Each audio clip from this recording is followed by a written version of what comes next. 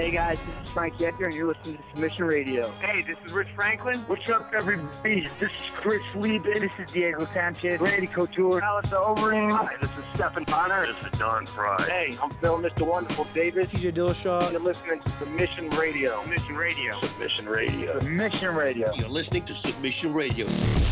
Welcome to Submission Radio, episode 175. It's the 21st of November, a Wednesday here in Melbourne, Australia. Dennis Shkradov here with Kasper Rosalowski with another episode of Submission Radio, lock, stock, and ready for you guys at home. Cass, we have some fun guests on the program today. Let the people know who's on the program this week on Submission Radio. That's right. You got Israel Adesanya coming back to the program, fresh off his meeting with Dana White in Sydney. I wonder what they discussed. We're going to be picking his brain and talking about that. Randy Couture coming back to the program. Obviously, Chuck Liddell versus Tito Ortiz coming up this coming weekend. So who better to talk to and have them break down that fight than Randy Couture? Also, the anniversary of him versus Brock Lesnar just passing the other day. So there's a lot of fun things to talk about with Randy. Alex Volkanovski, he got it. He got his dream fight, or at least his current dream fight, his next dream fight against Chad Mendes at UFC 232. So we're going to have the man on to talk about that. A very pivotal fight for the UFC's featherweight division. Of course, our man Sean Sheehan returns to talk about all the craziness in MMA. It's going to be a fun, sexy show. Yeah, very sexy. And the thing is, Cass, Sean hasn't been on the program for quite some time. We put on social media, when we messaged him, we asked him to bring the heat this week on Submission Radio.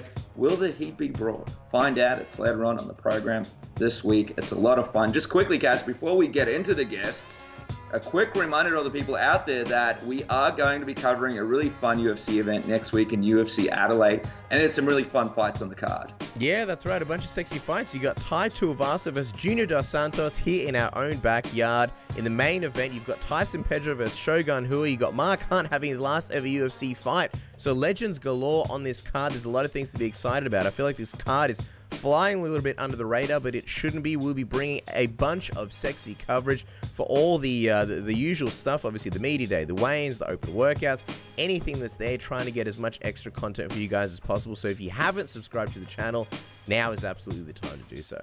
I mean, Tyson Pedro is definitely the big Tyson you guys need to watch that weekend. Who is this Tyson Fury?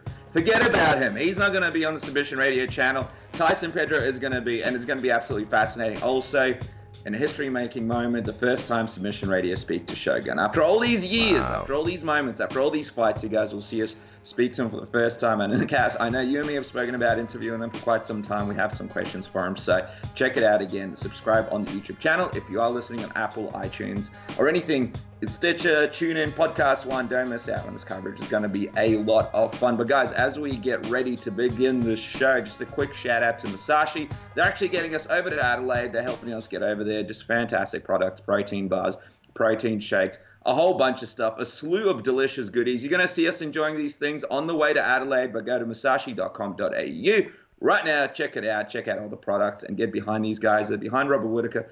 They're behind Submission Radio, and we're behind them, so we're very excited for that, Cass.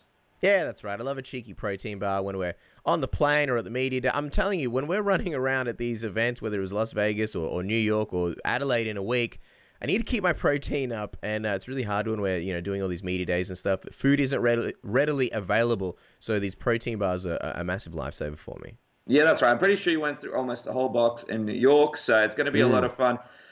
Man, this show, I'm super excited about it. So many great guests, so many great names. Just a quick reminder for everybody out there, follow us on social media. We're on Facebook, Twitter, Instagram. Find us, follow us, DM us, message us. Talk to us about your thoughts. Leave us your comments below under YouTube. We look at them, we respond to them, we love them. But Cass, we have a first guest on the line, and I believe you're about to introduce him.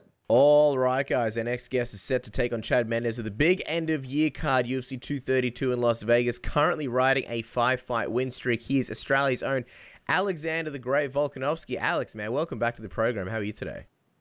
I'm very good. Thanks for having me.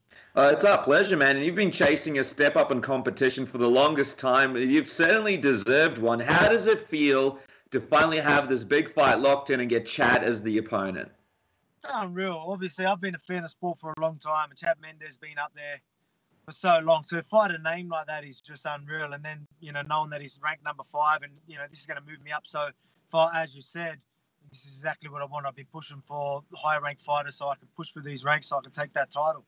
and this is going to get me a few steps forward. So, I'm very happy with it. Before I was even ranked, I got a top 10 in Elkins, so I was stoked with that, and now I'm moving through the ranks again and getting Chad Mendes. I'm glad I called him out, and it's paid off. How much do you think that call out sort of was the reason that this fight came together? If you didn't call him out, do you think you would have gotten Chad Mendes? I honestly reckon that call out, especially knowing the fact that I don't ever call people out. Yeah. And then maybe because I did call him out, and maybe just chucked the idea in Sean Shelby's head. But it definitely paid off. I honestly reckon the call outs what made it happen. We were actually, Sean wanted us to fight on the Dallas card. That was ages ago. So that was straight after my fight. So as you know, when I hurt my rib for that fight, but I was offered Chad Mendes straight after, and I was like, yep, I can't miss out on this opportunity. Let's do it. So I was going to do it, but he wanted more time. And, he's busy with, I'm not going to say he's scared. I'm a bit of a realist. I know he's got a job. He does hunting on the side and all that. So it was hunting season, I think. I think that's why he wanted to fight later in the year. But I got told that he didn't want to fight till next year. So I was getting ready to fight someone else. I was thinking, I ain't going to wait that fucking long. Yeah. I'll fight someone else, you know what I mean? And I was like, I'll fight someone else, if I can't get a ranked opponent, because he wasn't getting back to us for ages. So I ended up throwing Michael Johnson out there. And I thought, if I'm not going to get a ranked opponent, at least give me a name. And, so we threw that out there. But then, Sean come back to us with Chad Mendes saying that it's looking like December 29th. And I'm like, fucking, how good's this? But just to clarify, you were going to fight him with an injured rib. Is that correct? You were still going to fight him in Dallas?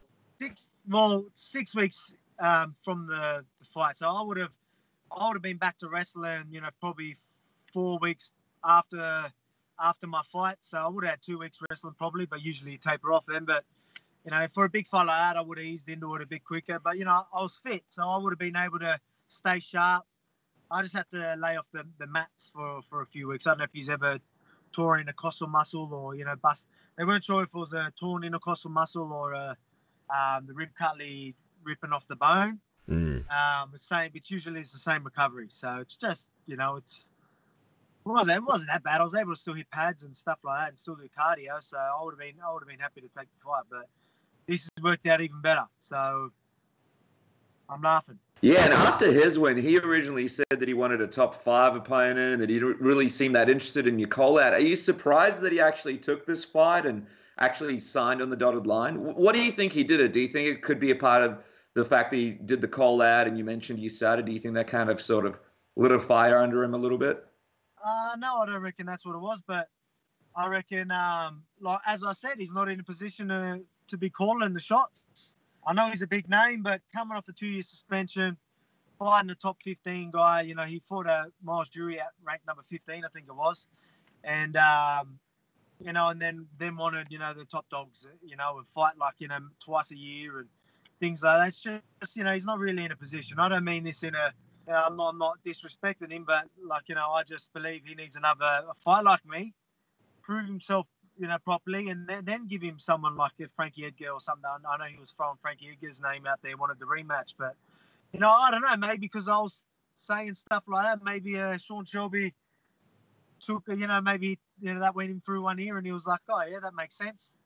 And that's why he's like, nah, because I'm pretty sure he was pretty stubborn with it, because I know for a fact he didn't want that fight at the start. He was saying, I was hoping to get someone more ranked. Yeah. And I think Sean Shelby told him, look, mate, this is who we got. These are the guys. A lot's happened since you've been gone.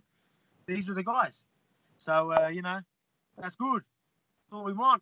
Yeah. I wonder if we're going to see a lot more call-outs from you in the future, now that you've sort of seen that this is kind of working. Going to be a call-out machine from now on. Oh, you never know. You never know. Look, at the end of the day, I always, what have I said? Oh, that little gimmick, with the bad guys, whatever, as cringy as it is, whatever. But, that's just, I just hate it, people that just talk shit. The ones that, look, I love, people that are really good at, talking, when I say talking shit, good banter and all that sort of stuff, I love it. If someone's giving you shit and you give them shit back, that's going to happen. But these people that are just trying to start fire And I just find that even fucking more cringe. And I'm like, they're the guys I just want to punch in the face. So, but I mean, no one's really doing that now. So, you know, but I mean, I honestly think calling people out, I'm calling people out as in, I want the best guys in the division. I want guys that are going to move me forward. So if anything, it's a compliment. So if these people are going to, you know, fucking be upset about it, you know, who really gives a fuck? Let them have a cry. But at the end of the day, it's more of a, I reckon it's a compliment, if anything. Yeah, no, I mean, I think it's important for fighters to know who they want to fight next, because if you don't mention a name, that a lot of fighters end up having to take a longer road and make less money. It can be really brutal. I think a lot of fighters, I appreciate whenever we interview anyone and they know who they want to fight next. I think the UFC does as well. But looking at Chad, Alex, how do you look at him in terms of your previous opponents? Would you say this is your biggest challenge thus far? You never know till you get in there, really. But his type of style, I train with a lot of guys like that. Obviously, he's very explosive, good wrestler, lower center of gravity like myself. So you're going to see a totally different fight, that's for sure. But you're going to see me use a lot more different tools that you're not used to seeing me. Like, you know, I'm not going to, I know that he's he's like me. So if he was to take me down, I'm going to get up straight away. I take him down. He's got short legs like me. There's a good chance he's getting back up. So I'm not expecting to be able to hold him down and make easy work with him there. So I honestly think I'm going to knock him out on the feet. And again, he's very explosive, but I fight with guys and train with guys that are very explosive. You know what I mean? It's when, you know, he's got like a certain movement that he does. He likes his, you know, this sort of rhythm that he goes and uses that, you know, explosive bridge in the gap to come in and land his big shots. I believe I'm going to force him to throw the big shots, and I'm going to capitalize it. I'm going to put him to sleep. Wow, there you go. I absolutely love the confidence. And here's the crazy thing about you. People don't realize this, but you've basically been injured in pretty much every one of your UFC fights. We always have a laugh about this backstage when we talk to you, and you're always like, yeah, I'm feeling so great. And then we talk to you after the fight, and you're like, yeah, this is wrong, and that was wrong. I mean, how is the preparation for this fight going? And have you sort of found the secret and the right formula to staying as healthy as possible leading into fights? Mate, I have. Again, you might be just thinking I'm just saying this, but I've got a new crew. I've got a new crew looking after my body at the moment. Because I obviously knew about my back. My back's been playing up for like 14 months. Yeah. I think I've already told you, but mate, in the last 15 months or something, I reckon I've done about 5-6 months max, no restriction training. So, you know, you do the math. The rest of it's like maybe doing a little bit of cardio stuff or stand-up stuff, pad work, but the rest of it was like no jiu-jitsu, no wrestling. I'm talking 8 months. 8-9 months in the last 15 months next to, like, you know, really, really light training. And it's obviously, you know what I mean? Like, I'm a fighter. This is my sport. You should be doing the hard yards all year round, you know, 24/7. You know, you should be moving with bodies and whatnot. And I was doing fuck all when it comes to that. But no excuses. I always had about 6 weeks to get prepared. For some reason, my body was always all right. Like, I'll take the fight and I wouldn't even be training.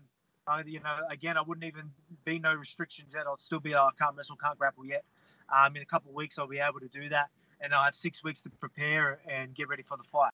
And don't get me wrong, in them 6 weeks, I really, really got fit enough, and, you know, and it was enough to get the job done. But, you know, in evolving skill-wise and stuff like that, you know what I mean, I'm just going to level up. I still got 6 weeks, and, you know what I mean, I'm training hard right now. And I've had a constant, you know, like 5-6 weeks, just constantly just training. I haven't had that. You know, when I still got another 5-6 weeks. So it's going to be unreal. By then, I'm going to be in good nick. You know what I mean? Like, I've always had pretty good natural reactions and stuff like that. But everything's just going to be on, you know what I mean? Like, one, put me in an awkward position. I'm going to be there so much this camp. I'll get up, and I'm going to capitalize on every moment I can. And honestly, I think that's where I'm going to get Chad Mendes as well. So there's going to be scrambles. There's going to be, you know, off the clinch. There's going to be, you know, again, I believe I'm a lot more calculated with things I do. He's more of a brute person. And again, I just think I'm going to force the shots out of him, and I'm going to knock him out. And just speaking of training, we also saw you were training with Mark Hunt, Tai Tuivasa, Tyson Pedro over at Tiger Muay Thai in Thailand. those guys, they can get pretty rowdy. We saw some videos. What was it like being up there with those guys? Do you have any crazy stories for us? No, nothing good, mate. They're just, they're a good laugh, you know what I mean? It's just, a good laugh, mate. Always good energy around the boys as well, so that's always good. I train with one of the guys that does some of the training with them. Selby does a lot of their coaching. He trains out of City Kickboxing and that as well. So I know them pretty well, and so I was moving around and doing a bit with Selby as well. And so their structure was pretty similar to what I'm used to. So I jumped into a couple of it. But obviously, I'm not going to be wrestling with those guys. I'll end up breaking my fucking every bone in my body, even though I'm used to the big boys. Or maybe you'd slam them, mate. Maybe you'd give Mark Hunt and Ty two of us a bit of a slam. Cheeky slams. I won't even try and lift them up. No disrespect to them, but hey, I've got to train smart. I used to, don't get me wrong, I've trained with big boys. I've trained with heavyweights plenty of times, and I used to do pretty good with them. I used to play rugby league. I was 97 kg. I was a prop, so I'm used to the big boys. I'm used to running at them, used to tackling them. But my body, I'm not as young as I once was, so I won't be doing stupid things like that because I want to make the fight healthy. And this is a big fight, so I ain't taking any risks in not making that fight. So I'm going to end up turning up in Vegas. I'm going to be in good nick. I'm going to get the job done, capitalize on the moment, superstardom, 50 G's. We're laughing. Wow, look at that. Do you think you'll stay in Vegas afterwards? What are you going to do for New Year's? I was planning on bringing the whole family, but mate, it's just too much, mate. Honestly, just to bring them, I'm going to be miserable fight week, as you can imagine. Cut and weight and all that. So I'm not really, I'm going to probably have to miss Christmas with the kids. But what we've organised, I think the wives, we actually had some people offered to look after the kids. So Emma's going to come for a few days, my wife, which is a blow. We've never been able to do anything like that. So she'll be there with Christmas for them. Unfortunately, I won't. But, at the end of the day, I do this for my family, and I'm going to go get the job done. Straight after my fight, I'm going to go maybe Fiji. We don't know where we're going, but we're going on a holiday for 2 weeks and just going to relax and do a legit holiday. Not then come to Vegas, me cut weight, not even be with them. You know what I mean? It's just spending tens of thousands of dollars for nothing, not even to spend time with them. So I thought, let's save it for straight after my fight, and we'll spend the 50 G's on the holiday. Wow, that sounds like a pretty good holiday. Just quickly, it's a massive card in Vegas, a huge opponent. If you do beat Chad Mendes and if things do go well for you, how quickly do you want to turn things around? There's a massive card in Melbourne, at the start of the year. Would you be looking to get on that February card and have another big fight? I would absolutely love to do that. I probably wouldn't do this holiday for that, but realistically, I think that's 5 weeks after my fight. And, I guess I'll ask for it still. But I'm pretty sure that ain't going to happen. Things, you got to be pretty good to fucking get that. So, look, mate, if that happens, that'll be unreal, mate. I'm here to make money, but I'll do that. But, I just don't think that's going to happen. But, I'm happy to wait, even if it's the next month after that. You know what I mean? Give me a couple of weeks off. Give me 8 weeks to prepare for the next fight, and then, mate, we're on. I'll go back to America again. I'm going to open a lot of eyes when I go to Vegas, so I'll be happy to fight for them with a whole new group of fans. By the way, you've got this sweet spot on this sweet card, UFC 232, the big end of year card. You're kicking off the pay-per-view, the main card. I think this is the first time you've ever been on a pay-per-view and you're kicking it off against Chad Mendes. This is a big fight for the division. You're talking about Sean Shelby before. Sounds like you guys have a pretty good relationship. Are you feeling the love from the UFC? It sounds like they're investing in you and they want to be part of the Alex Volkanovski business. Yeah, well, look, to be honest, I heard someone mention about me being on the main card. So I didn't even know that. I don't even know if that was happening. But, obviously you've done your research, so that's cool. So I'm not too surprised with that, but I know it's going to be a massive card. So to start off the pay-per-view, mate, how good is that? That's unreal. So this is a big opportunity for me. I'm going to capitalize. And, I definitely do think the UFC are ready to jump on board. The first... I reckon at the start of I'm a realist. I'm going to be real with you. At the start, there was a bit of hype around me. Obviously, I was finishing fights. They got me on the main cards. I finished fights, and then I got a couple of, for some reason, every guy I had they could cop a fucking beating. Yeah. And you could see like the punches I was landing on some of my opponents, like most people would be next to dead, but you know what I mean? The Japanese guys are both just tough. You know, Jeremy Kennedy even took a bit of a beating, but I did finish him. We all know what Darren Elkin's like. Yeah. But just things like that. But, you know what I mean? So it's slowed down, even though I was absolutely dominating, which is still, you know, for people that know the sport, look at that and be like, man, this kid's legit. But at the same time, I think they might have laid off the push. You know, I'm a realist. But right now, I honestly think they're like, all right, this kid's going places. Let's do it. And this is a coming out party. You know, I'm going to be breaking through straight after this. Absolutely. And plus a healthy camp. It's confidence, not cockiness. Confidence and health going into a fight, unless after the fight you tell us you had a broken leg or something, and you didn't tell us the truth, Alex. Quickly, as we wrap up, because you're a busy guy, we know you're training, what is the official prediction? How do you see yourself beating Chad at UFC 232? Mate, honestly, look, again, I don't mean it just because I think I'm so much better than him. Styles make fights. I'm going to force, again, he's explosive. I'm going to force him to do some habits that he always does, and I'm going to capitalize. I'm going to finish him early. If I don't get it done in the first round, it's going to be second. Wow, there you go. Love the confidence.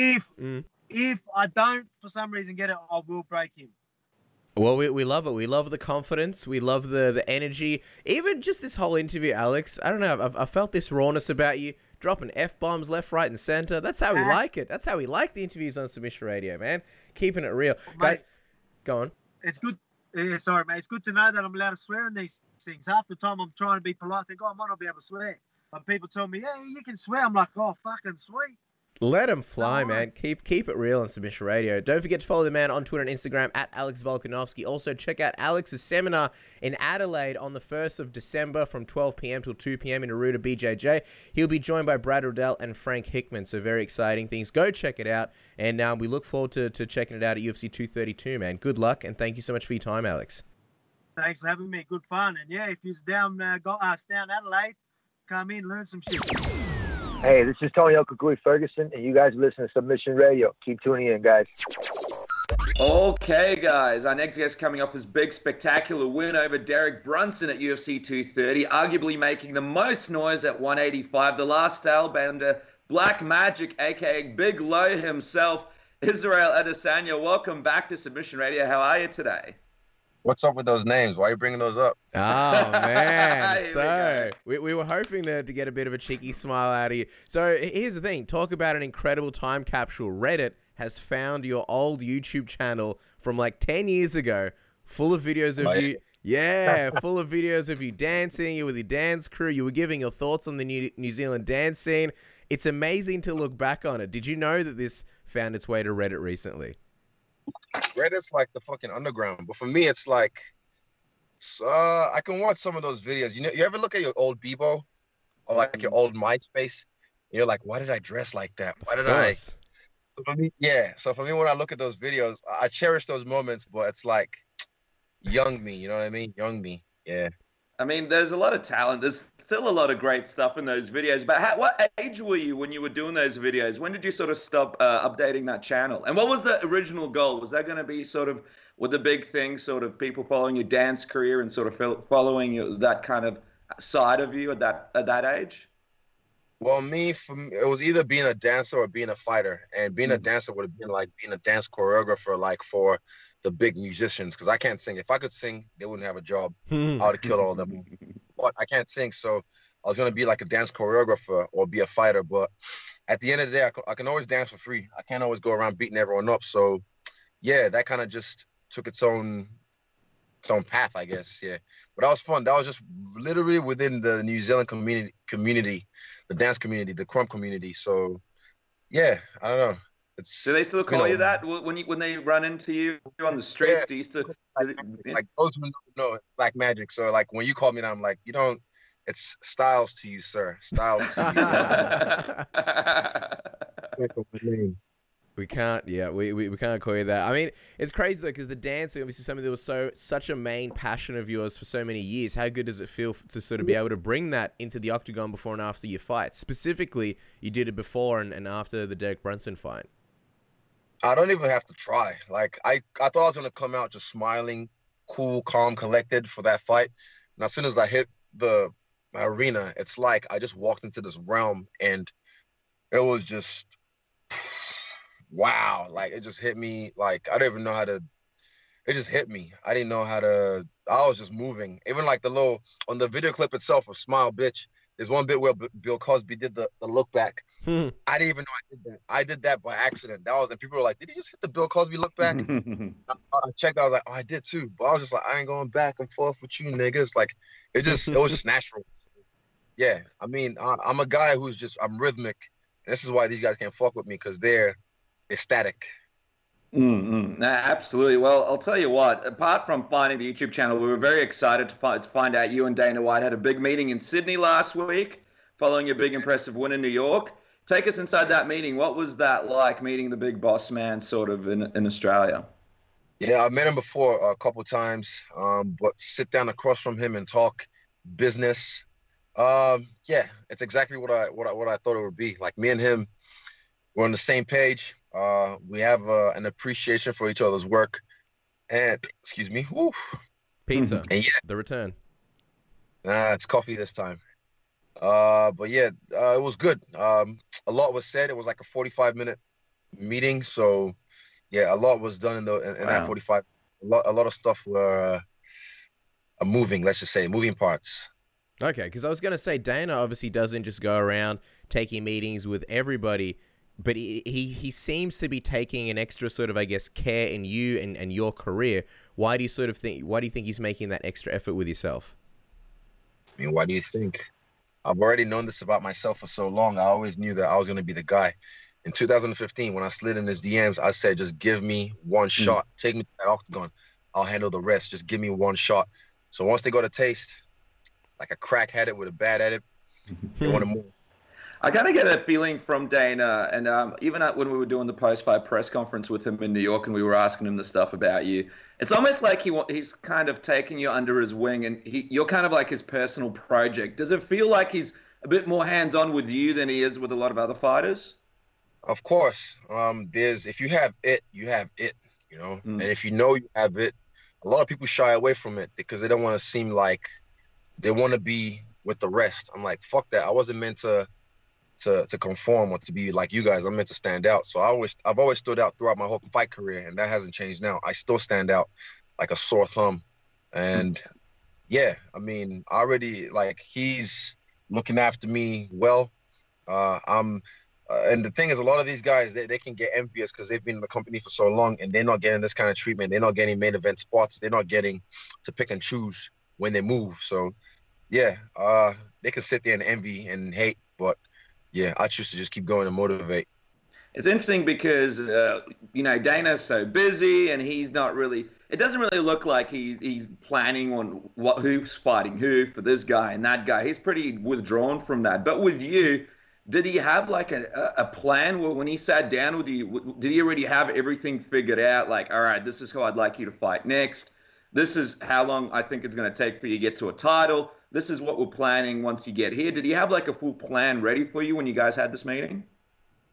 Yeah, he already had his plans, and that's why I had to go sit in front of him because I had my own plans. I had my own thoughts on what I want to do. So when I sit in front of someone, you can feel me. You can really understand what I'm saying. You can feel my passion. So it's different than doing it over the phone. So yeah, he's on board with my plan now, and he likes it. I sold him the idea. You guys wait till everything comes to fruition.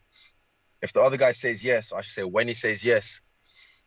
I don't know, but I feel like, yeah, when he says yes, it's going to be historic. It's going to be something that you guys are going to buzz over. And then later on, what I have planned after that, that's going to be sick as well. So, yeah, in due time, everything will unfold.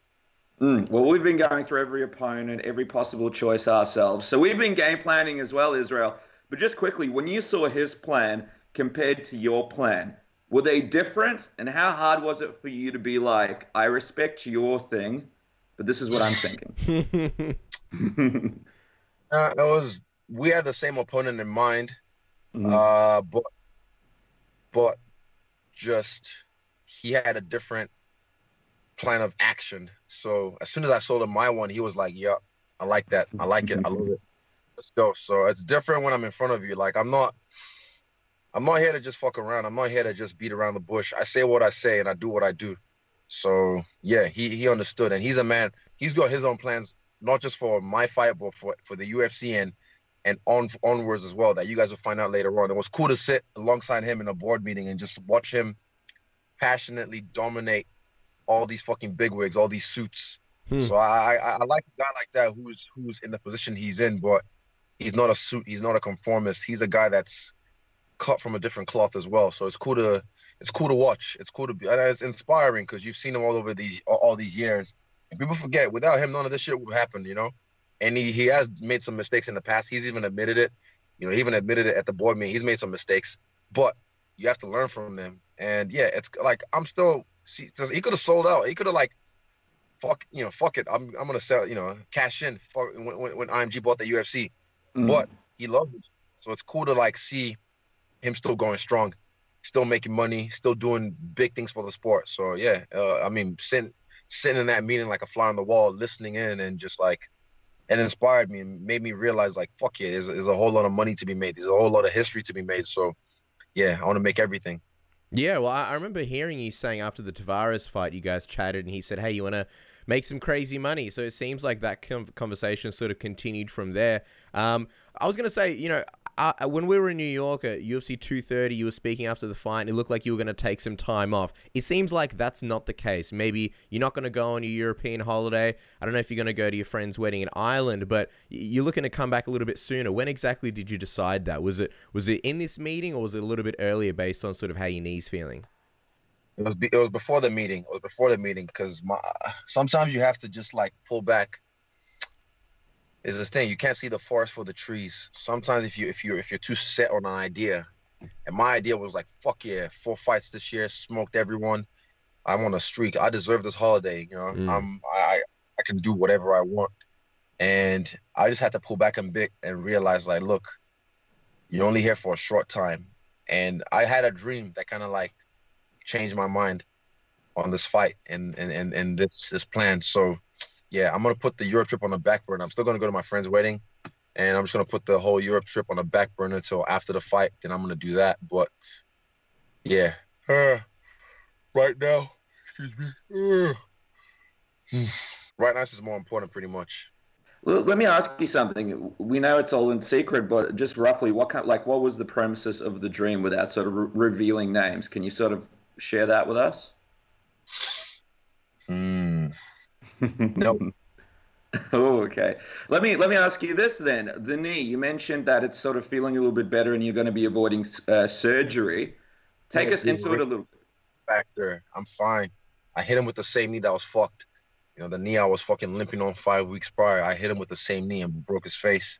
So yeah, now I feel I heal like crazy. Honestly, I'm like Wolverine or Deadpool. I got that healing factor. I'm like, and I feel like it's good.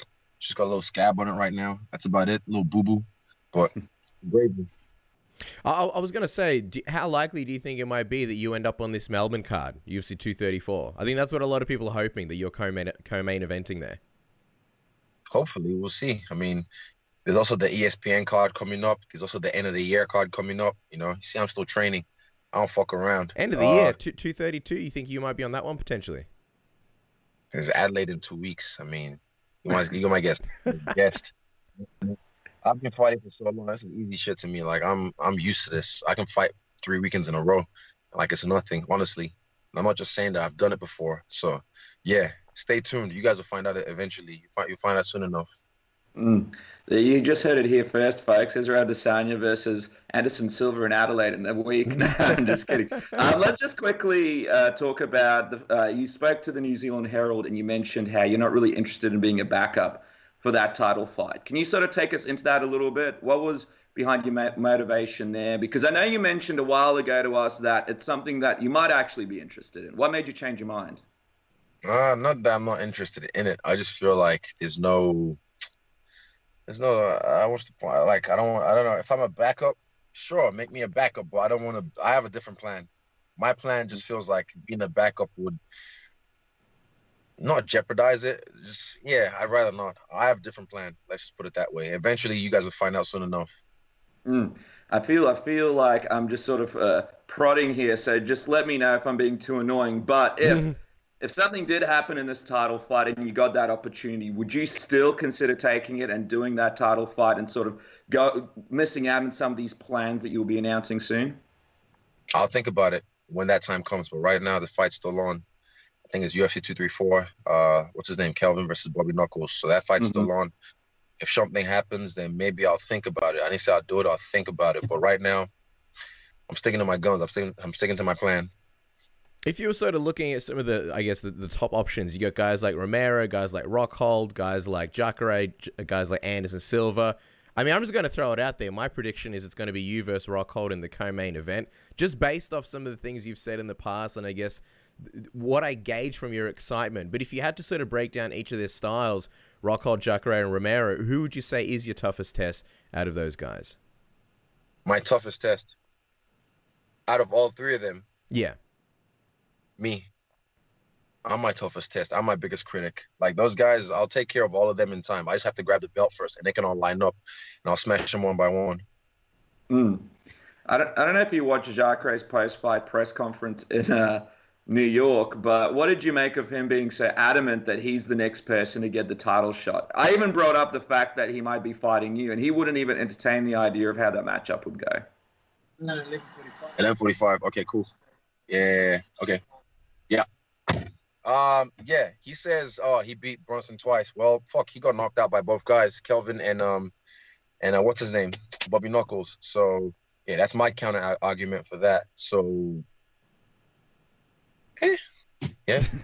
I know. Obviously, recently you've spoken a lot about when you become champion. With you sort of talking about when you become champion and obviously focusing on that being part of your plan, who do you think you end up fighting for that belt? Because obviously Rob and Kelvin are fighting. Who do you think comes out on top? In general, I'm fascinated to hear. How do you think that fight goes and plays out? I think Robert beats him, and yeah, I'm gonna pick Robert in that fight. I mean, I'm sure you saw Whittaker's success at the GQ Awards and winning Sportsman of the Year. It really looks like he's done a lot for the sport here locally as well. How do you think he sort of represents the sport in Australia and New Zealand and what he's sort of done? Because he's on buses now. It seems like a lot of people are really taking to him in Australia and New Zealand. Well, I mean, fuck. Even Dana said that UFC people said he's a guy that doesn't like to do the media and all this kind of shit. I don't like to do it either, but I know what I'm trying to get to. This is part of the sport. If you want to be a household name, you want to be a superstar, you have to get used to doing all this shit. This is part of the gig. So yeah, he doesn't like to do it. That's why he's not as popping right now. You know, he's the champion, but I've got more behind me right now. Wait till I'm champion. I'll be on everywhere. You be taking a piss at the stall in the bathroom and I'm right in front of you. Yeah, I'll be everywhere after that. I've seen some of your Instagram stories, and you're pretty much on like every magazine cover in New Zealand. Are you coming to Adelaide next week? We hear that you might be the guest fighter to do even more media potentially. Or I'm bringing my mouthpiece for some other reasons. Never know. Yeah, I'm coming over. I'll be there. So I'll catch you guys on the flip side. Awesome. Well, we'll look forward to further, I suppose, asking you about what's next in Adelaide. But before we go, we've got to bring up the T-shirt. There's the Good Cunt T-shirt, and soon a good Dick T-shirt, courtesy of our friends at Engage. Or you can even switch things up with a Stay Woke, Stay Broke T-shirt. Israel, as we wrap up, can you give us a preview of what the next T-shirt might be? Because they're all awesome. They're all classics. Is there an instant classic in your head right now that you can share with us? I got the Broken Native T-shirt, the tattoo, with the Black Panther mix in it. So, yeah, cop that one at engageind.com. That's the new one. And next, no preview. You'll see it when it comes out. Well, don't forget to follow the man also on Twitter and Instagram @StyleBender. Israel, will always appreciate coming on the show, man. Thank you so much for your time. Appreciate it. Appreciate it. Easy as. See you guys later. See you in Adelaide, man. Thank you so much. Take care. This is TJ Dillashaw, UFC champ. Listen to Submission Radio. Our next guest is a UFC Hall of Famer and MMA icon, holding both the heavyweight and light heavyweight titles and having some of the most epic rivalries in UFC history. You know him from hit movies like The Expendables and TV shows like Bowlers. He now joins us back on the program. Randy the Natural Couture, welcome back to Submission Radio. It feels like forever since we've spoken to you, man. Well, thanks. Thanks for having me back on. It's always a pleasure and a great honor. Just quickly, we got to, first of all, congratulate Ryan on the big win. He picked up a Bellator 209. What did you think? Obviously, you must have been very proud. Well, I was there. I was in Ryan's corner. So I was in Tel Aviv with him. And yeah, absolutely. It was a near flawless execution of the game plan and kind of how we saw the fight going. So we were happy with the outcome. And, Chaim Ghazali's a tough guy. He popped a rib in the second round and managed to, suck it up and finish the fight. And that's saying something. I've done that rib thing a couple times. It's not fun. Yeah, I'll tell you what, it was a fantastic victory for him. I'm very excited to see what happens for him next. Now, let's talk about a fight that's happening this weekend, because two men that you know very, very well, Tito Ortiz and Chuck Liddell, are about to have their third fight this coming weekend. You've beaten both men and fought Chuck Liddell 3 times yourself. What was your reaction when you saw that this fight was going to be put on by Golden Boy, no less? Well, I was actually very happy that they decided to do this through Golden Boy. I've been hearing the rumors. Obviously I see Tito a few times a year at some of the charity events we do, and I see Chuck quite often. Actually, he does some of his strength and conditioning at Unbreakable Performance in LA at my mine and Glazer's gym there. So I'd heard the rumors that they were working on trying to put this fight together, and I'd actually trained with Chuck a few times a year ago when he was kind of testing himself out to see how he felt and if he thought he could get back into fight shape. And so I wasn't surprised when they finally got it all signed and done. And again, I was very happy they decided to go with Golden Boy. Golden Boy is obviously a boxing organization, and they're using the boxing model. 75% of the income from that fight and all the fighters that fight on that card are going to receive the money that comes in, and that's a little bit different model than any of the other UFC or MMA promotions are using. So I hope they both make a boatload of money and that it goes very well, and that Golden Boy decides to stay in the MMA business and create another outlet, a viable outlet for mixed martial artists to make a living.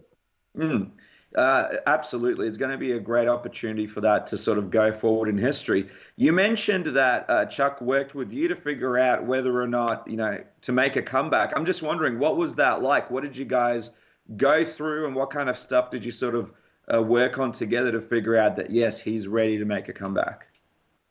Well, I only got the chance to work out with him a couple times in the gym in LA at Unbreakable. So that was a very small piece of this process for him, and in deciding, how he was going to feel and if he could get back up into fight shape and all of that. I'm sure that was a lot longer endeavor for him personally. I only had him on the mat and saw him in the gym a couple times in that initial process. I did an appearance with him a few months ago in Washington, D.C. We did a signing together, and I'll tell you what, he was as fit as I'd seen him in a long time. He was clear-headed and seemed like he was excited about this opportunity. And, I think the real question is, after 8 years off, are we going to see the same Chuck Liddell that we're used to seeing? And I'm sure Tito's counting on that we're not, that it's not going to be the same Chuck Liddell. And obviously Tito's been active. He fought twice last year in Bellator, and he's been in fight shape. And even though he had to take a little time off for some of the back and neck things he had going on, he got right back after it. And so, if you're a betting man, that's probably going to get you to swing or lean a little bit towards Tito being a little more prepared for this outing. But like I said, it doesn't really matter to me who wins. I just hope it's a great fight, it's a great show, and that the whole thing comes off successful for both of them. I was going to say, sort of, I know you didn't get to see too much of Chuck sort of when he came down and trained, but when you see some of the recent training footage, I guess, what do you think about it when you see it? A lot of people have expressed their concern, just the way Chuck has looked sort of leading into this fight. I don't place too much stock in a lot of that. He's done some mitt workouts and some things in Vegas at my gym here when he's been in town.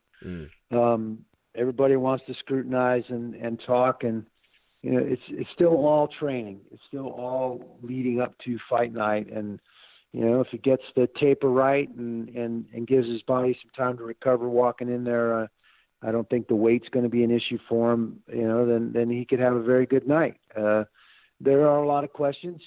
Anybody that sat out for 8 years and now they're going to jump back into a high-level fight like that, there's always going to be those questions. Ring rust, and obviously three of his last 4 fights didn't go very well. So again, those questions start to pile up, or people add on to that. And at the end of the day, he seems game. He seems happy to be in this.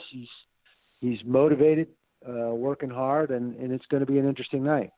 Now, you fought Chuck 3 times in his prime, and you even beat him for the belt in your first encounter. What can you sort of share with us that you remember about fighting Chuck back in the day when he was considered the best in the world? Well, he has a very unique style. He kind of, and he changed, he made some adjustments between the first fight and the second and third fight that were pretty clear, and certainly clear to me.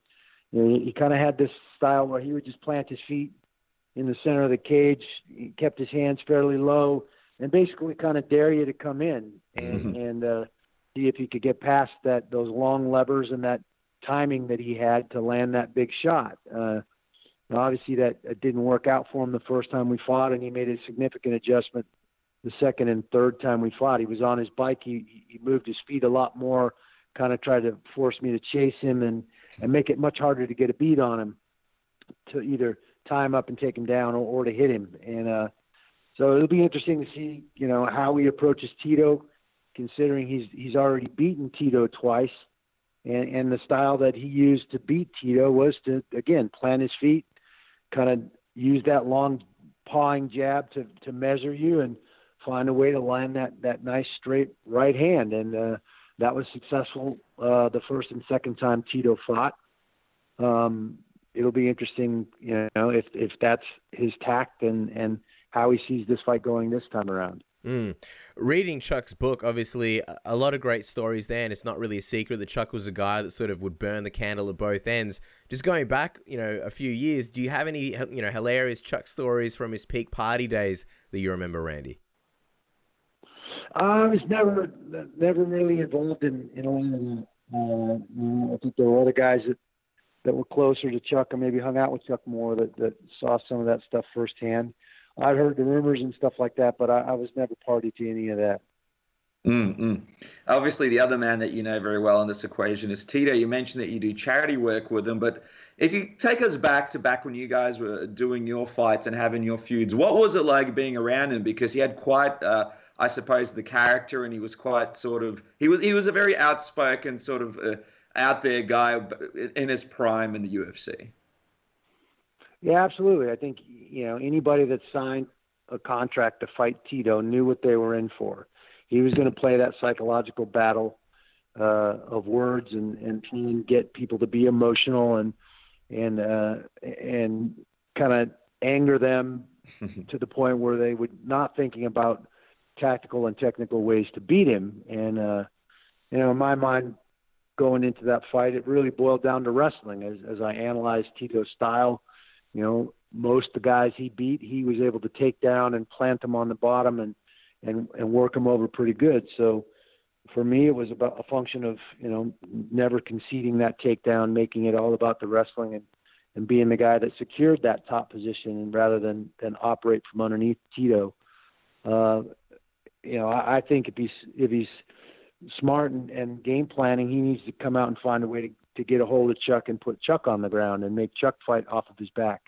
That's not something we've ever seen Chuck do, really. And that certainly lends itself to Tito's style. That's where he won over 90% of his fights, planting himself on top of somebody, using those elbows and that ground and pound to really take a lot of gas out of people and work people over. So I think hopefully he doesn't think he has something to prove. Obviously, he's lost twice to Chuck, so the only reason this fight's happening is because he wants to prove something, that he can beat Chuck, at least at this stage of their careers. So it's going to be interesting how he approaches Chuck. Is he going to try and make Chuck wrestling? Is he going to stand around and trade with Chuck, which I think is probably a horrible idea. But, it's part and parcel. You got to be able to trade a little bit, even if you want to get into range to take him down. And I think the stakes here for Chuck are sort of what happens with him moving forward, because he's obviously jumped on this opportunity, and we'll see how this fight plays out. But he's looking at this as sort of a bit more of a warm-up fight against Tito Ortiz. He's already set his goals on guys like John Jones, and he wants to keep fighting on. What do you think when you sort of, hear Chuck saying that he wants to fight a guy like John Jones? I think you take it one step at a time. He's going to get past a very game and capable Tito Ortiz, and then let the dust settle from that and see how that goes, and make those kind of calls. I think he is getting involved with a potentially whole new MMA organization with Golden Boy, and I think that's probably a little more interesting look for him to get in at the ground level with Golden Boy and moving forward. If they continue to do more MMA, he's going to be in a position to be a front man, to be a brand ambassador, to do some other things with Golden Boy. So whether or not he gets back out there and fights anymore after that, we'll see. Let's, get through this one first.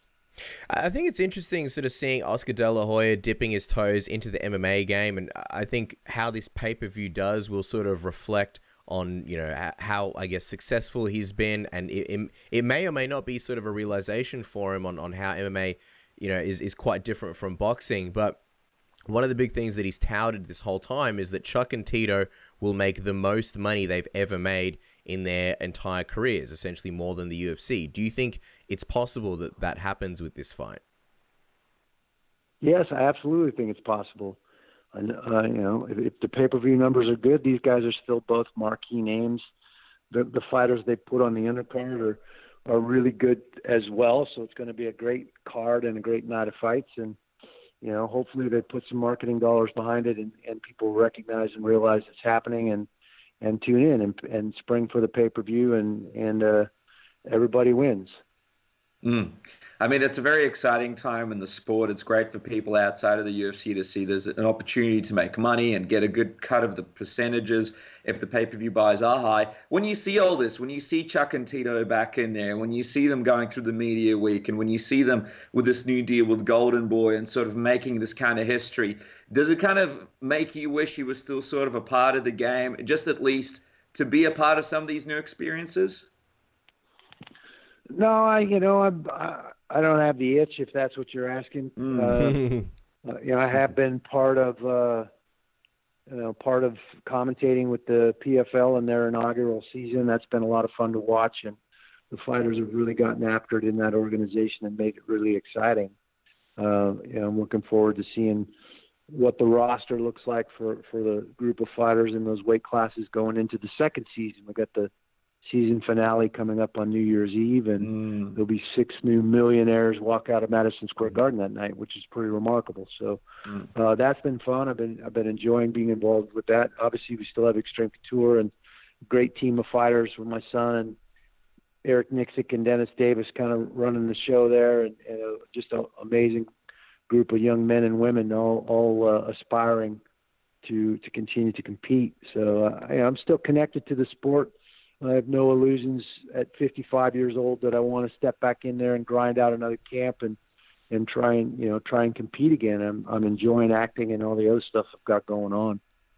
You're absolutely killing it with the acting as well. We loved seeing you in Bowlers. Just a couple of those sneaky appearances keeps us excited. 55, you've moved on from MMA, but if you had to sort of look back on when was the closest time that you thought you came to actually making a comeback? Can you take us to that time? Was there ever a moment where you got close to thinking, all right, I might do it? And against who and who for would it have happened if you would have gone through with it? No, I would never entertained it. Obviously, when Fedor threw his hat back in the ring and came out of retirement, my phone started ringing. Everybody wanted to know if I was going to want to get back in there and make that fight happen, because it never happened when we were both kind of at our peak. And, it just didn't make sense. It doesn't make sense then, and it doesn't make sense now, for me, at least from where I'm sitting. So I went out on my own terms. I didn't have some promoter or some doctor telling me I shouldn't do it anymore. and almost 48 years old. So I'm happy about that. I'm content with that decision. It took me a while to come to that decision, but I think it was the right one. And just quickly, Randy, it was obviously the anniversary of yours and Brock Lesnar's fight, which went down on November 15th, 2008. Just curious, looking back on it, what do you remember from that crazy fight build-up and facing Brock Lesnar? Well, it was hard to find training partners that were big enough and could move well enough to kind of simulate him and prepare in the training environment. And I had a bunch of big guys that really helped me and put it on the line and spent a lot of time with me in the gym as big bodies trying to help me get ready for him. But until you're actually facing the man yourself, you don't realize how well that guy moves for a guy that size.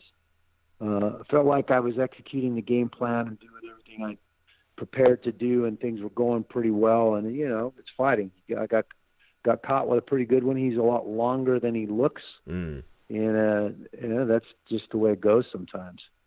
I mean, right now it looks like he'll be making a comeback to the UFC. What do you make of him?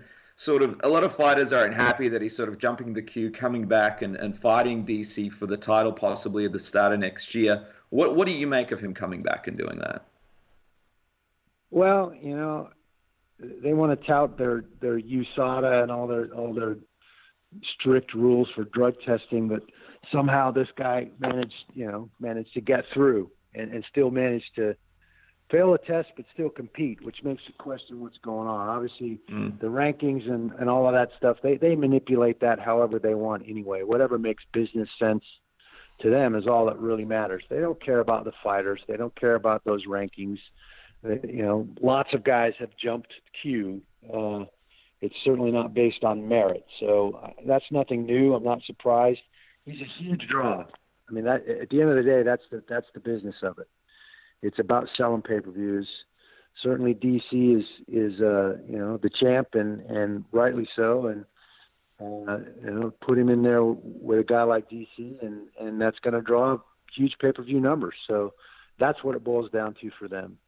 Just sort of on a side note, I'm wondering what you think of USADA and sort of their efforts and the way that, I guess, things have worked out between them and the UFC, more specifically the fighters, because when USADA were first brought on, a lot of people applauded the efforts and said this is great, harsher or more stricter drug testing. But then you have a lot of guys who are sort of being flagged for certain things, and then the arbitration processes are taking very long, and a lot of fighters are starting to feel like there's some, I guess, imbalances and unfairness between what kind of opportunities some of the fighters get to defend themselves. And it seems like now more and more fighters are speaking out about, hey, there are things that we'd like to see changed about USADA. And I know that that's something that people talk about. If there was, say, a union or association, fighters would get a little bit more of a say over.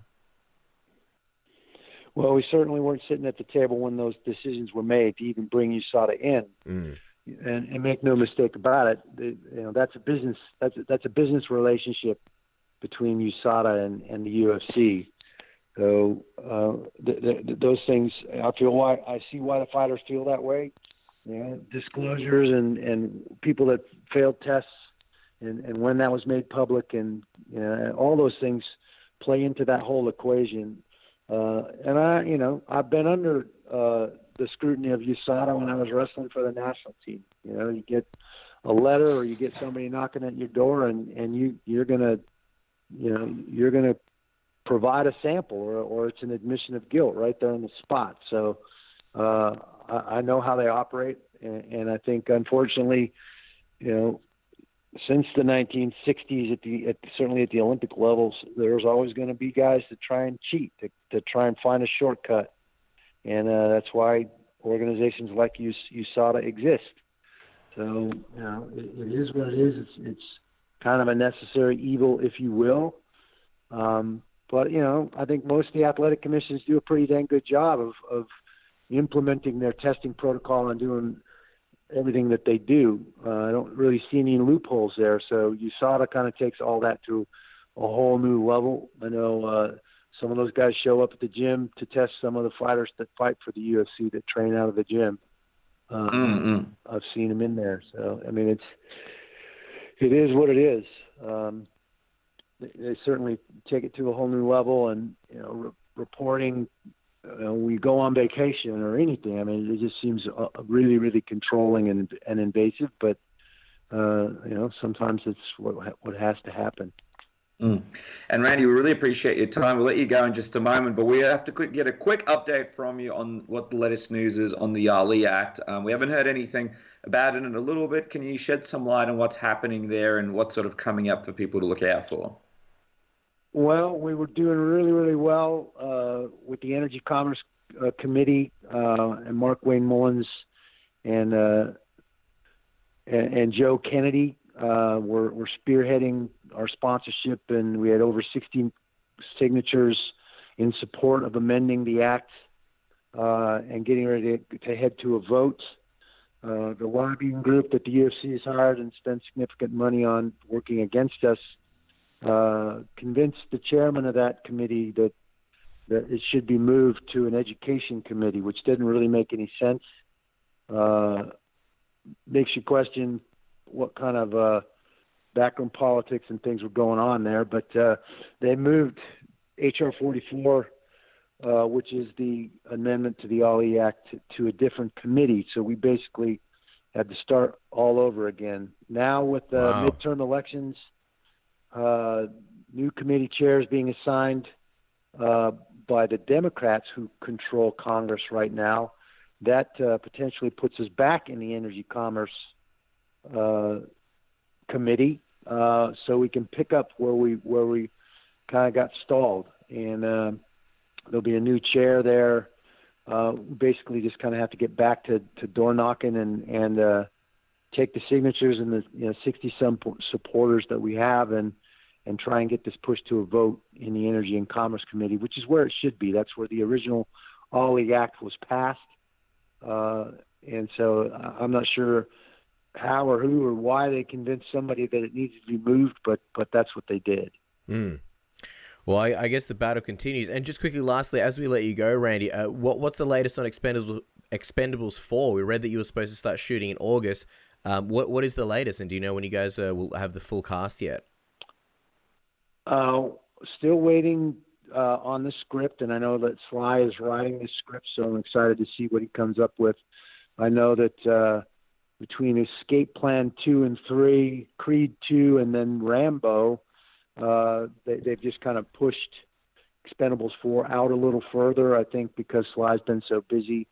I've heard nothing new or official on a cast or any new cast members for Expendables 4, but I'm sure excited to read the script when we finally get it, and it sounds like sometime next year in 2019 we'll get to start filming Expendables 4.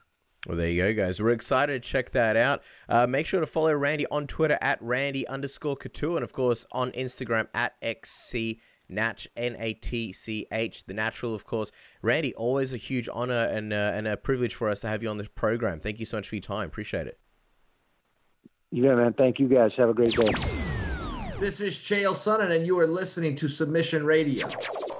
All right, guys, it's been a minute since the next man has been on Submission Radio, known from his amazing work with Severe MMA. It's our pleasure to welcome back the FIFA Media MMA Challenger runner-up, Sean Sheehan, back to Submission Radio. Sean, it's great to have you on the program. It's been so long. What has been going on? It feels like we haven't spoken in ages. Yeah, the drought is over. I think you probably got. I was actually looking at my Skype, and I was looking at all the list of people I talked to since last time I had been on. I think we needed it though. You know, we needed like a kind of a clear out and come back with a clear open mind so we can bring the heat again. You know, Becky Lynch style. So we're going to bring it hard here. We needed to go out, see other people, only to miss each other, and then come back stronger, right? Exactly. Live in a one-bedroom apartment with a plant that dies. See our kids occasionally, only for them to be raised by another man. Known as Patrick Sheehan, Sean's brother. Every now and then we look out of the window, look at the moon, wonder if you're looking at the same moon. Then we run into you in the shopping center. We're like, oh, hey, you look good. Yeah, you look good too. Yeah. How's the family? Yeah. We need to podcast again. Yeah, exactly. Just quickly, Instagram game with you, Sean. Very, very strong. Always very catchy captions under each photo. Is there like a team that comes up with these posts? I mean, you've become more than a man. You become a brand. Listen, don't ruin my gimmick now, please. My Instagram gimmick.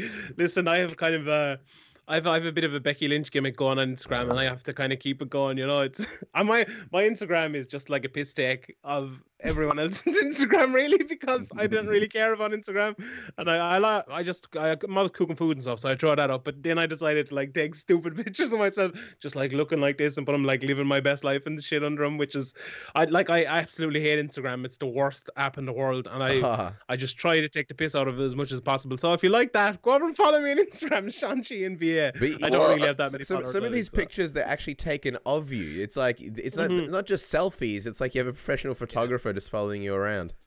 Yeah, I have my own Dave Fogarty, like Conor McGregor. I have my own personal photographer going around with me, so I need it at all times. There's also some CCTV footage. But one of my favorites has to be the Diesel picture, where you're standing outside a Diesel, and what's the caption, Sean? Big Daddy Cool, yeah. I saw it. I saw Diesel. I was like, oh, I was going, well, let's say Big Sexy or let's say Big Daddy Cool. But I went with Big Daddy Cool, and it was subtle, you know, as well. I see you guys tweeted it out and stuff, and it was, you know, you had to know, you know, if you don't know, now you know, kind of a job. And that was just perfect timing, perfect picture, and everything. My Instagram game is just. It's out of this world, let's be honest here, and no one's catching me up in that Instagram game even anytime soon. Like FIFA, you know, these people here are talking about the old FIFA, like FIFA 17 and stuff. We're on to FIFA 19 now. I'd whip every one of them in FIFA 19. Let's be honest. PS4, playing on Xbox before. I've never even played. I don't even know what an Xbox is. PS4 is my console. I'd whip everyone in the world. That's a call out as well. If anyone wants to bring it, I'm here. Let's go. FIFA 19. I'm afraid to set something up in case you lose again, Sean, but you're doing a bit of a Chael Sonnen on us, so we've forgotten about that initial offer. Let's talk about some wins and losses this past weekend. More specifically, Ponzinibbio's win over Magny. I mean, this is his 7th win in a row. This is a guy that's on the second biggest win streak in the division. What did you think of this win for him? And also, what do you think should be next for him? Do you want to see a big step-up competition for Santiago? He's in an odd position, isn't he, Ponzinibbio? Because to me, I look through that division, and you have to look at Tyron Woodley. Like, you know, years ago, you used to look at GSP in that division or Anderson Silva at middleweight and see the guys who might give him a bit of trouble, or see, you know, who might be good matchups for him or bad matchups for him. And I look at Ponzinibbio and I think I don't really see anyone else in that division who I'd rather see fight Tyron Woodley at the moment. I have to be honest. Like Colby, I don't think that'd be much of a fight. I think Tyron Woodley would just destroy him. You know, we've seen Wonderboy fight twice before. He's not going to fight Ben Askren. We've seen him knock out Robbie Lawler pretty quickly. And, you know, you have the likes of Magny and, you know, Gunnar Nelson going down further. And, you know, there's probably a few other lads there I'm thinking of. But I just think Ponzinibbio, and it's not just, you know, how he matches up with him, you know, skill for skill. It's what he actually did in that fight on Saturday night. I was very, very impressed with, because I didn't see that from Ponzinibbio before. Like, he did, you know, a lot of people came out of that fight and analysed it as if maybe he was looking for the big shot and taking, you know, big shots when he, you know, when he saw him, and looking for the knockout, and maybe not kicking the legs enough, and he kicked him a lot, I know, but not maybe looking for the finish that way. But I saw it differently. I thought he did a very, very, very good job of picking his shots, and he needed to do that because Magny's game plan there was to bring it to the later rounds, was to wear Ponzinibbio out, was to let him throw his big punches and wait till he gets tired and beat him in the late rounds. But Ponzinibbio stopped doing that, and he stopped that game even from Magny, just by pushing him forward and by picking his shots. Like, if you can push someone back and they can't get anything off from you, and you don't give them the opportunity to counter you by not throwing that many shots, you only throw the shots when you have to throw the shots, that's almost impossible to fight against. And Magny had absolutely no plan B, and it was masterful game planning by Santiago Ponzinibbio, and that's why I want to see him fight Woodley, because Woodley is a master tactician. He is the best in the UFC for me. And to see someone like Ponzinibbio fight the way he did, and I know Magny it's a big step up to Tyron Woodley, but that game planning and that, you know, that tactical nous is something you'll need against Tyron Woodley. So that, for me, is a fight I would absolutely love to see. If I was the matchmaker, that's the fight I'd be making next. I'd be telling Colby to go in, you know, fight someone else and make that match. Well, imagine being the matchmaker and doing that. I feel like you walk out with a big hammer gold watch in the box with all your blindings in them after you make that announcement in the office. Hey guys, I got a great pay-per-view idea for everybody. Forget the Covington thing. No one, the fight's going to be booked. No, it's a great point. What do you think of everybody talking about this Wonderboy fight for him next? Would you be a fan of that? I would, yeah. As everyone knows, I'm a big fan of Wonderboy. I always love him fighting. I have a feeling it could be a little bit like the Woodley fights. You know, it could be a little bit of a stalemate or a bit of a damn squib. It's one of those things with Wonderboy. He'll either come out and he'll open up against someone, and someone will open up against him, and it'll be a great fight, or else they'll kind of spend 15 minutes looking at each other and nothing much will happen. It's tough to actually know. I tend to lean on it not being a great fight, but I could be wrong. And you know, he's probably not going to get the Woodley fight, so maybe it's the next logical step. You know, Wonderboy has already fought Till. Okay, that was a contentious decision. I think most people probably thought Wonderboy won that fight, even though, you know, Till got the decision, and it looks like Robbie Lawler's going to fight Ben Askren, so that, you know, takes another one out of there. But like, do you really want to kill off another contender in that division? You know, Wonderboy, lots of people would probably favour Wonderboy in that fight, I'd say. And if not, you know, 50-50 fight, do you really want Wonderboy winning another fight and getting maybe another shot at Tyron Woodley, or, you know, putting himself into position to get one? I don't know. I think maybe, you know, maybe wait for the Usman fight against RDA coming up here pretty soon. If Usman wins that, Usman versus Ponzinibbio, I think is a good fight to get the next champion. Or if RDA wins it, I think you can probably just kind of keep Ponzinibbio out and maybe get him the next title shot, or get him maybe, you know, someone a little bit further down, maybe a Gunnar Nelson or someone like that, or, you know, I know Masvidal is supposed to be fighting Diaz, but maybe someone like that to get him towards the title shot next. But yeah, look, it's one of those fights. It could be great. It might be a bit of a damn squib. Just speaking of welterweight and other interesting fights, I mean, you've got Jorge Masvidal waiting for Nick Diaz to potentially sign his contract and come back and fight him. And you got to think Nick Diaz has arguably turned down some bigger names with, we're assuming, bigger paydays from the UFC. What do you think about him potentially coming back and fighting Masvidal, sort of all the people?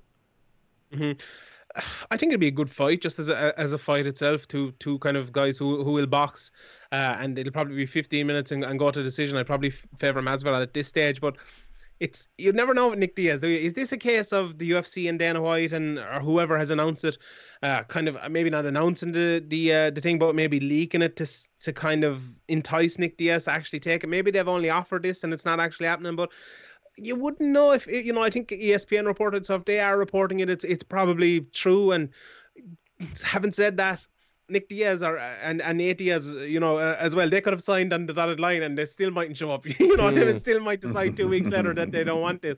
From the point of view you're talking about there, from a money fight and from a big fight, it doesn't really make any sense. But is Nick Diaz getting any of those big fights at the moment? Like, does he really want those big fights? Does he want a Robert Whittaker? Does he want a Tyron Woodley?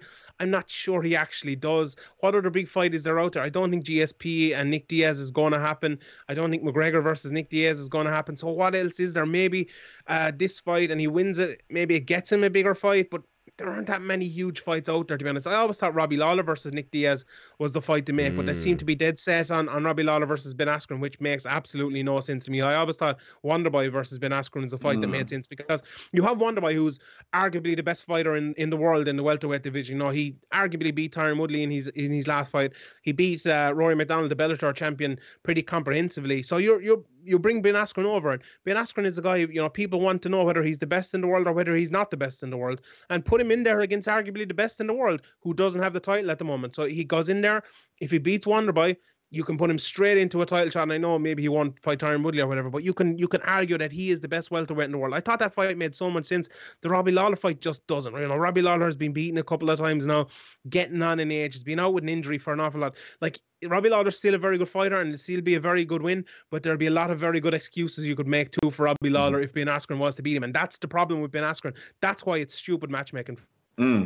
I always thought a Darren Till Nick Diaz fight could be a fun fight that the UFC could sell nicely on a pay-per-view and a co-main event spot. But anyway, we'll see what happens. Apparently, what we understand from his manager is the contract's been signed from Masvidal's side, but they're still waiting on Nick to sign his side. And God, if you're a contract, you wouldn't have the best relationship with Nick Diaz, because he hasn't signed many of them very recently. Let's quickly talk about a guy coming from a sort of a place close to home for us, New Zealand, Israel Adesanya. Sean, he was on the show today.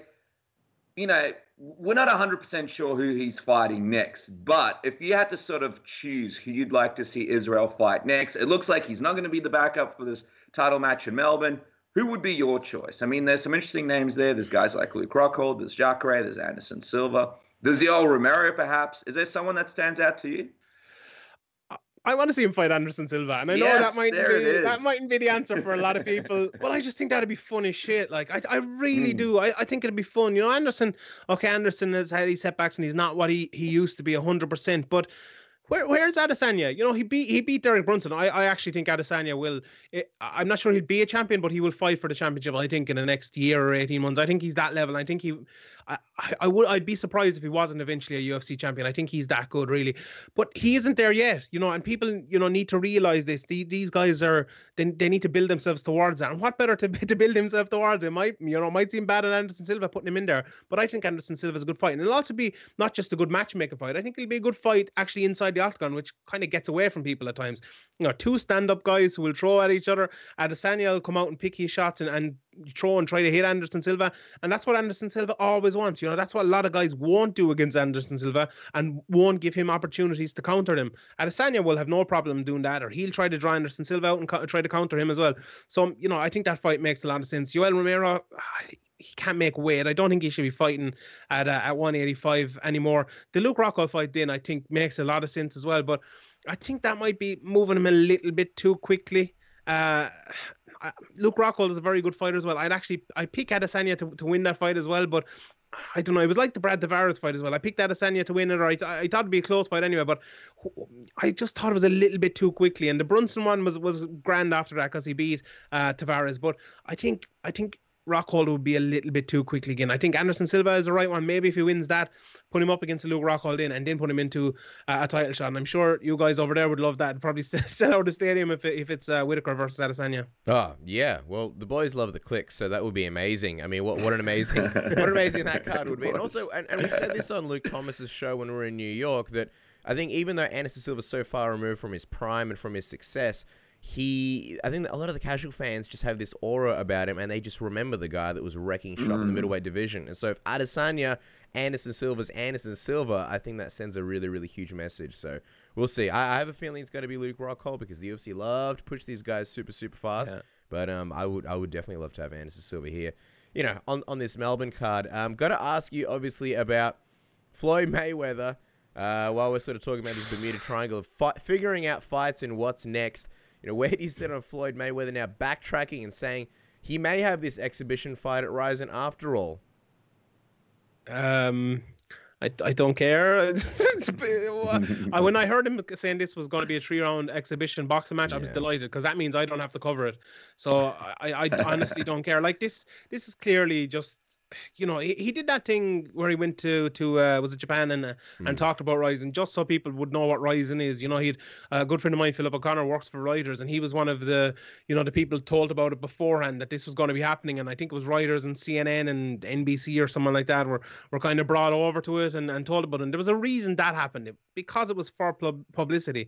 You know, they did this so it'll cause a big bang and everyone will know about Ryzen and everyone will be tuning in on December 31st or whenever it is. I'm still not sure this exhibition will actually happen, and if it does, it's just going to be two lads sparring, touching around, basically a pro wrestling match for 9 minutes. So I'd rather watch, you know, Kenny Omega versus Okada or Becky Lynch versus Ronda Rousey or something like that rather than watch this. It's realer than this shit anyway. So I've absolutely no interest in it. Don't care at all. Yeah, absolutely. And I wonder how much they'll even draw with a pay-per-view like that and how big that would be in Japan. But speaking of pay-per-views and draws, I mean, Ortiz versus Liddell 3, that's on this weekend. From your perspective, Sean, going from one fun fight to another, I mean, what would be a good, solid result in terms of pay-per-view buys when it's all said and done for this event, in your opinion?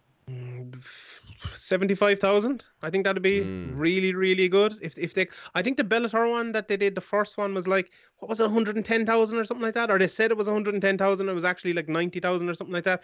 I think if this did 75,000, it'd be absolutely a blowaway for them. I think if it did anything over 150,000, I think it'd be a game changer because people know they can do that then outside. If you've any sort of a name, you can still draw by yourself. But I don't think it's going to do great at all. You know, we're barely hearing about it. You know, this fight's coming up in, what have we know, like 4 or 5 days time or whatever. And you're barely hearing about it. You know, we talked about it on the podcast the last time when we were doing it. I almost forgot about it. Like, you know, looking at the events, and I was like, oh, Liddell versus Ortiz is happening in a few days. And maybe that's because, you know, there's just so many other fights. You know, McGregor's not after fighting too long ago, and, you know, John Jones is coming up. So maybe it's kind of getting lost in the shuffle a bit. And, you know, next week as well, it's going to be Tyson Fury fighting against Deontay Wilder. So there's another big pay-per-view as well. And that definitely won't help. But if, you know, people are buying that in pay-per-view. And of course, UFC Adelaide is going to be covered by Submission Radio. The most important event of all.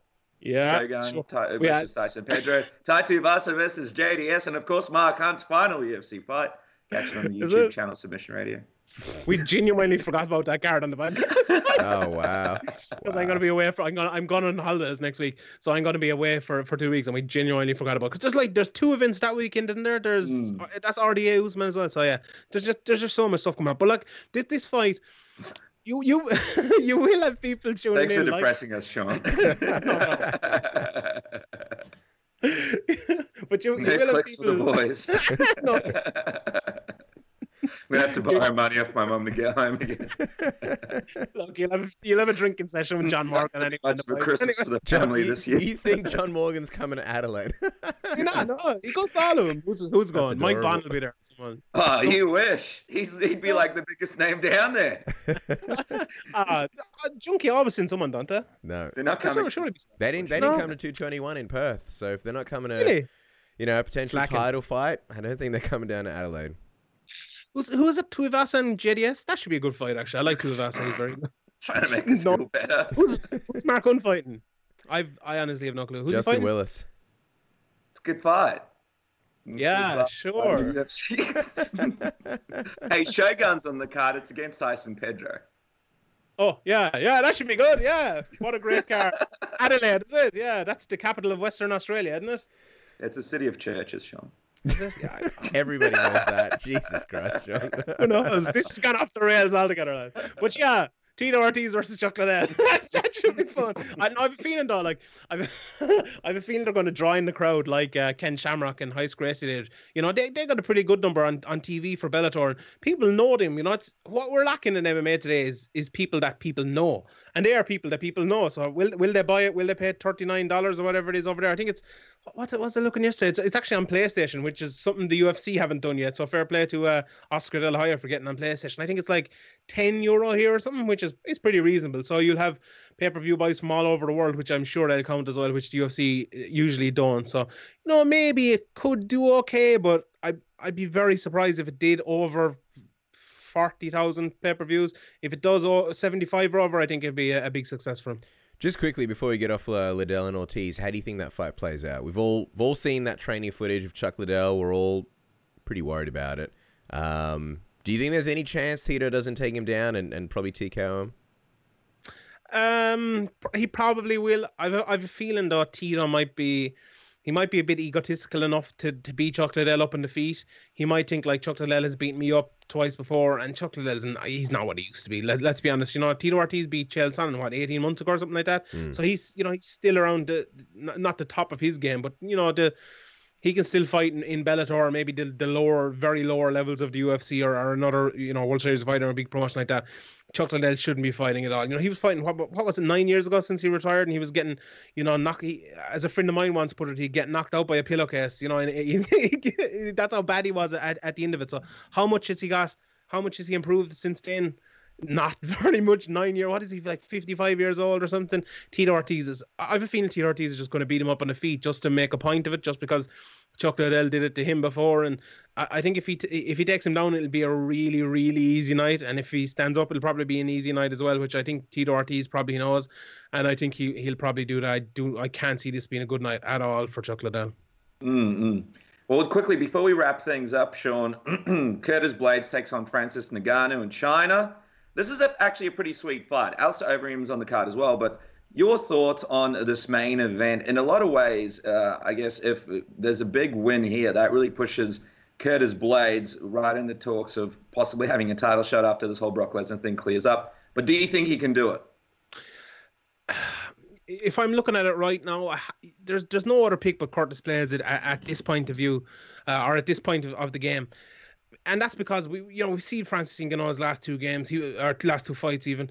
He was taken down, for what was it, 4 rounds against Stipe Miocic, and just laid upon, exposed his ground game. Then the fight after that, he couldn't pull the trigger, just couldn't do anything. And they fought once before, and the reason Francis Ngannou won is because he pulled the trigger when Curtis Blades gave him the chance to pull the trigger, and that's basically why he won the fight. He won by a Dr. Savage beat Blades up on the feet, stopped all of his takedowns. Now, if he can't do that in this fight, he has no chance. He won't win. If he comes out and he pulls the trigger, then he has a very, very good chance of winning. But Curtis Blades has improved an awful lot. Has Francis Ngannou improved an awful lot? If you look at the Stipe Miocic and Derek Lewis fights, you wouldn't say he has. But the fights before that, he has. So, you don't want to throw the baby out with the bathwater either. Maybe his mindset is back and he will come in and he'll win this fight. But for me, look, watching Curtis Blades fight, this is such a hard fight to analyze, because, you can analyze it from the point of looking at Ngannou's last 2 fights. And if he fights like that, where his wrestling is exposed and he can't pull the trigger, he will lose. If he fights, if he gets his mindset back and he throws his big shots and he stops takedowns, he will win. Curtis Blades can come in there, maybe he can impose his game, take him down and win it that way. But it's actually very, very hard to know what's actually going to happen there. Like, look at Blades against Mark Hunt in that fight they had recently. Like, Mark Hunt was beating him up on the feet. Every time Blades came in to throw a shot, Mark Hunt was countering him, almost knocked him out. I think it was in the first round. But Blades managed to get the takedown and get him to the floor. And once he's on top of him, he's very hard to get off. But the thing about Blades is he's not the best takedown artist in the world. You have to give him a chance, to take you down, which could be a big issue for Francis Ngannou as well, because pulling the trigger, as I've said 5 or 6 times now, is his issue. Will he want to pull the trigger too much and give Blades a chance to take him down? Which is another thing. This could be a stalemate for a few rounds again. It could be one of those fights. It's really hard to analyze this fight. This fight is a fight you look at afterwards and you say, oh yeah, that makes sense, and whatever happens probably will make sense. But right now, I can tell you what's going to happen, but I can give you 15 different ways of what's going to happen, but whichever one is actually going to happen, I really don't know. It's going to be fascinating. And also, Curtis Blades a lot more outspoken, but just China, for this fight, it's a very interesting place to put it on. You'd think if you're both guys, you'd want to be on a card with a bit more viewership. I'm pretty sure, much like UFC Adelaide, not that many people know it's on this weekend. So good to bring light to UFC cards. I feel like they're going to pay us the promotional dollar. Sean, thank you so much for coming on the program. Guys, follow Sean on Twitter at SeanSheehanBA. Listen to Severe MMA. Lots of bonus content coming your way. Just quickly, Sean, what are a couple of things people can subscribe to and check out that's coming up? I actually have the first fight, Curtis Blades versus Francis Ngannou. I went back and watched that, so that'll be out this Thursday, I believe. So nice. Probably like Friday in year time. I do a Q&A every Tuesday. It comes out there. You have early access to the main podcast. There's an interview with one of the Irish fighters coming up on Bellator this week as well. Graham is talking to him. We're going to have a State of the UFC address as well. We're going to go through all the divisions and talk about them. So, loads of more podcasts as well. Patreon.com/Severe MMA podcast. You can go to severemma.com/pints. It's the price of 1 pint a month. So severemma.com/pints. You can give us a price of a pint a month, and we'll feed you with beautiful MMA content with our beautiful Irish lils. Sure, what more would you want? That's it. And of course, follow Sean on Instagram for all the latest captions and photos. We can't wait to see what happens next. Sean, thanks for bringing the heat, brother, and thanks for coming back onto Submission Radio. Always. Thanks for having me, lads. And there he is, guys. Sean Sheehan, the one and only. Less time between appearances, I think, for next time. I think we got to have Sean Sheehan back a little bit sooner. I miss him too much, It's like courting a girl. You want to play it off cool. You don't want to tell them that you miss him.